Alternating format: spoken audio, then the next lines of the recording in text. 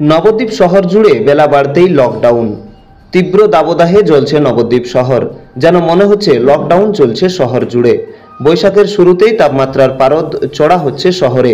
দুপুর 12টার পর থেকেই নবদ্বীপ শহরের তাপমাত্রা 41 ডিগ্রি সেলসিয়াস হতেই ঝলসে যাচ্ছে শরীর।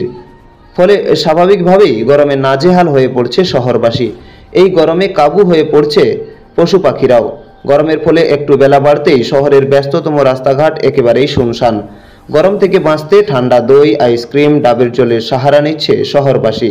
গরম থেকে রেহাই পেতে বৃষ্টির অপেক্ষায় দিন গুনছে মানুষ। তবে আবহাওয়া দপ্তর সূত্রে জানা যায়, এখন কোনো বৃষ্টির সম্ভাবনা নেই।